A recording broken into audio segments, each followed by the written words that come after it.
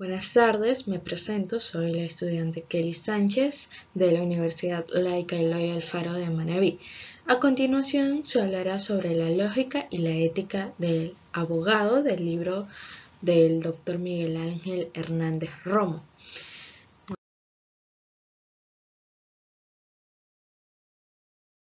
Si bien en los primeros párrafos del libro de Hernández se encuentra la frase en latín Avocatus et non latro res miranda populo, que traducido al español nos diría abogado y no ladrón es digno de admiración.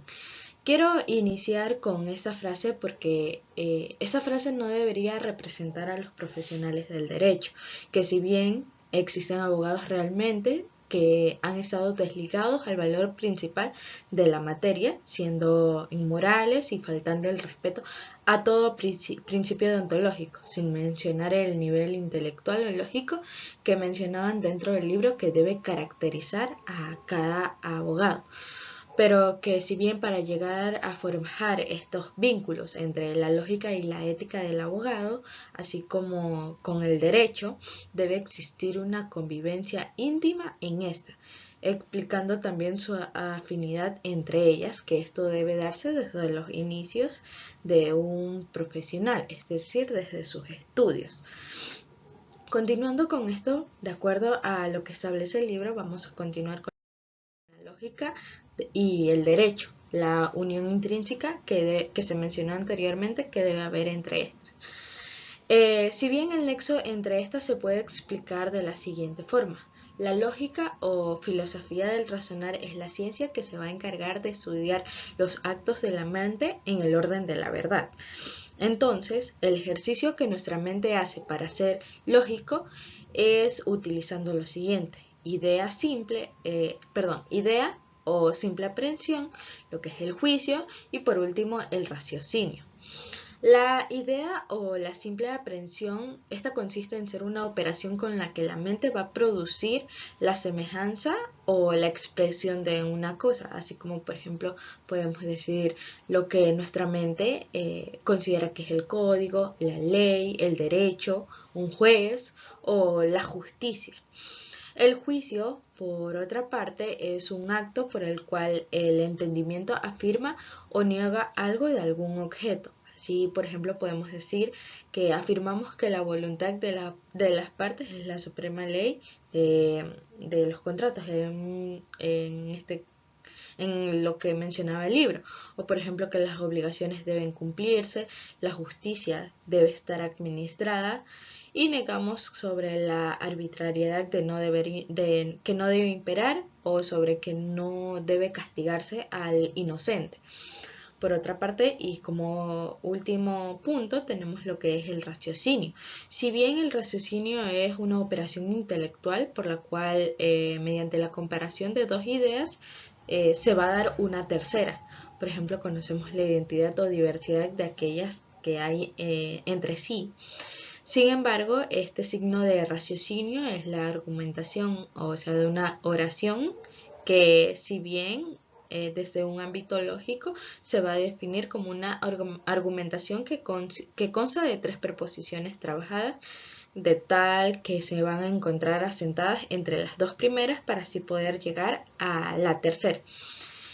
Entonces es claro que la lógica y el derecho van a estar íntimamente unidos al grado que el derecho va a adoptar para su expresión la estructura de la lógica, sin que esto nos permita concluir que el derecho se va a reducir a una mera estructura lógica como lo han pretendido varias escuelas que anteriormente, las escuelas formalistas del derecho.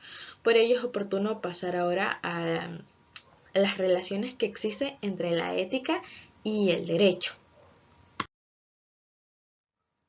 Algo que mencionaba el filósofo Raheim es que entre los seres existentes del mundo tienen algo que les es adverso a ellos y otra cosa que les va a ser conveniente, siendo esto una proposición de lo bueno y lo malo que se les da a las personas, siendo cosas buenas para algunos y para otros malas, que sin embargo va a ser el mismo objeto o cosa que les va a convenir. Y así va a ser conforme a cada ser. Habrá aquello que les sirva a algunos y aquello que les dañe, siendo lo mismo, o entre otros ejemplos. A todo esto aclarando que el hombre es el único que puede utilizar el raciocinio, entonces al ser un ente consciente es capaz de relacionar sus acciones a lo bueno y a lo malo, que si bien esta designación es de acuerdo a cada persona, no es lo mismo un policía utilizando un arma para detener a un ladrón que un ladrón utilizando un arma para detener los movimientos de un policía, pero sin embargo la acción es la misma. Ambos utilizan el arma para impedir que algún movimiento del otro o cometer la acción que éste desea. Ya, entonces entendemos hasta aquí que la moralidad es la cualidad que tienen las acciones humanas, las propias del hombre, las específicas, en cuanto que proceden a la libre voluntad y con miras a al fin de este último. A eso nosotros llamamos lo que es la moralidad. Entonces, para concluir, estas son buenas o son malos actos libres. Son morales según lo que convengan o no a la naturaleza de este ser libre.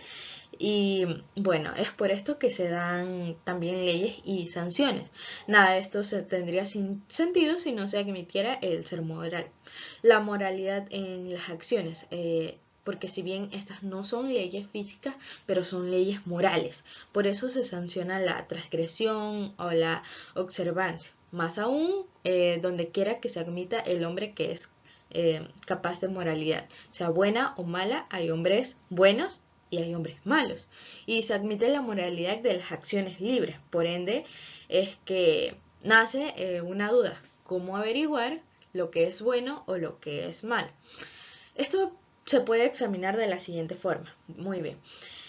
Está bien está bien la moralidad de acuerdo a lo que mencionaba Hernández en su libro, es que básicamente se hace bien a su naturaleza humana, es decir, a lo que éste le va a convenir.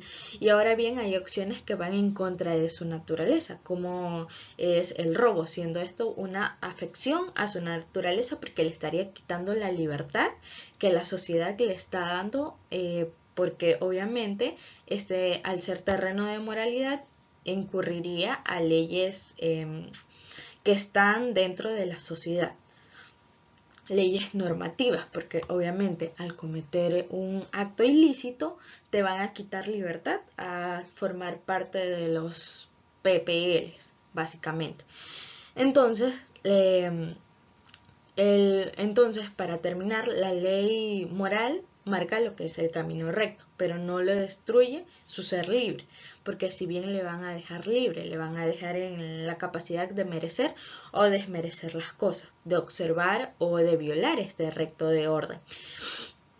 Entonces, elegir el bien o elegir el mal. Pero eso no quiere decir que tenga una ley. La naturaleza humana señala lo que es conveniente para el hombre según la totalidad de su ser, como al ser un animal racional, libre y social, porque si bien eso es lo que somos y eso no tiene por qué discutirse. Y el abogado, al estar inmerso en el derecho, debe reconocer actos que van en contra de su naturaleza, que les quitan la libertad y que deben ser bien merecidos para quienes defienden la verdad y el bien, pero que por unos pocos se ha manchado este nombre y ahora quienes estamos pagando estos actos inmorales de renombre somos futuras generaciones que están encaminadas en el derecho, pero que si bien puede mejorarse siguiendo los principios deontológicos que nos han ido enseñando desde nuestros primeros años de formación. Es por eso que el abogado debe tener presente que es un servidor de la justicia y un colaborador de esta administración de justicia, pero no se trata de meras declaraciones retóricas y escritas, sino de directrices que tienen que darse como resultados prácticos, porque la ética, al igual que el derecho, se rige de conductas humanas y que no está integrado por principios heteros.